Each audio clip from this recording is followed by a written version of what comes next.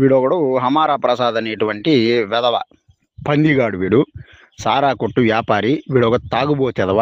వీనికి చెప్తా ఉన్నాను, ఒరే బోసిడీకే హౌలే నాయాలా, పంది నాయాలా, నీకు వయసు పెరిగింది కానీ బుద్ధి పెరగలేదు.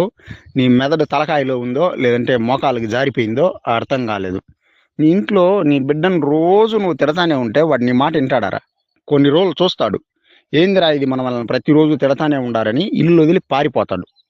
ఇదే జరిగిందిరా సమాజంలో కూడా. చెత్త వెధవ, ఆలోచించు.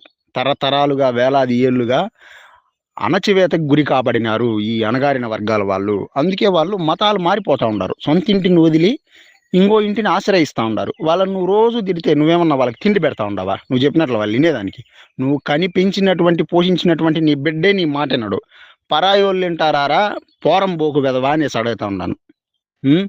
వాళ్ళని ప్రేమగా మార్చుకోవాలి. ఈ మాటలు నేను గత కొన్ని సంవత్సరాల నుంచి చెప్తా ఉన్నాను. హిందువులం అని చెప్పుకుంటా ఉండేటువంటి వాళ్ళకి దీన్ని ఆలోచించండి.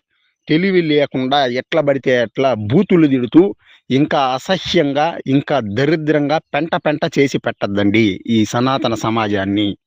బుద్ధి తెచ్చుకొని ప్రవర్తించండి అనేసి చెప్తా ఉన్నాను. ఈ వెధవ తాగేసి ఫోన్లు చేస్తాడు, బూతులు తిడతాడు.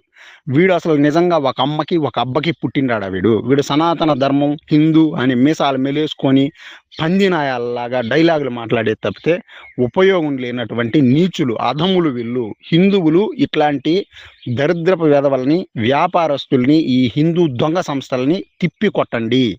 ఇదే చెప్తా ఉన్నాను. జై శ్రీరామ్.